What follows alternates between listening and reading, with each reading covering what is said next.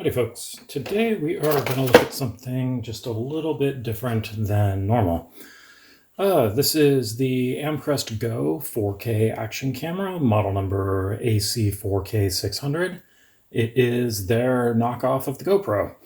So I wasn't planning on getting one of these. I determined that GoPros are way too expensive and all of the knockoffs suck. But then Amcrest sent me a flyer on this little guy, which is a new offering, and I'm a sucker, and so now I have one on the bench. And let's see, the stats on it that it claims are really quite good. It claims it can do 4K at 60 frames per second. It says it'll do, let's see, yeah, 1080, of course, at 120 frames per second, good for slow motion.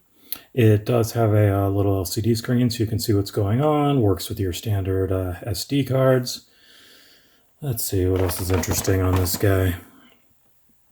Yeah, time-lapse, waterproof, that's something I'll have to play with.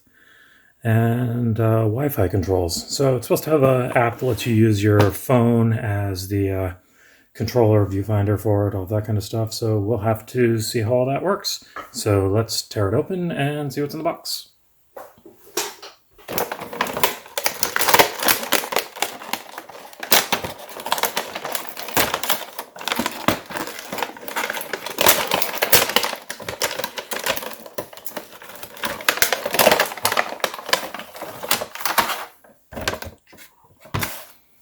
All right. Got the camera itself with its little waterproof case. Looks like a bunch of mounts for, I think they call them helmet mounts. You know, looks like a little headband mount maybe. And more little stick-on mounts. More little stick-on mounts. More adhesive for various things.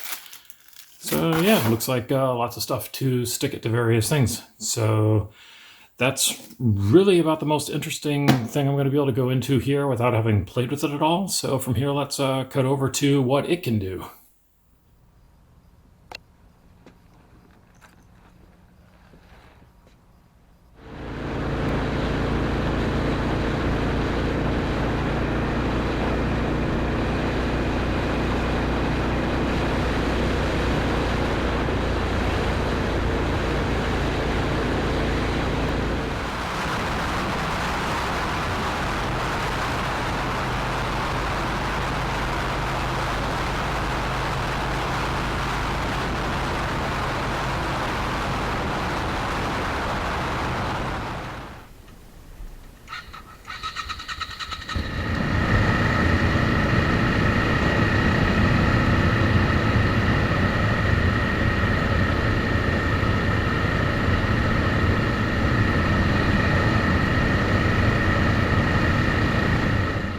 Overall, I'd say it does categorically okay.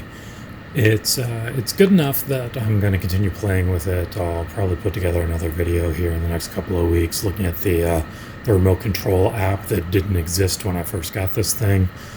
Yeah, it's supposed to be able to, you know, do a bunch of Wi-Fi control, so we'll have to see what all that looks like. And it looks like the camera has replaceable firmware as well, which is something else I'll have to look into.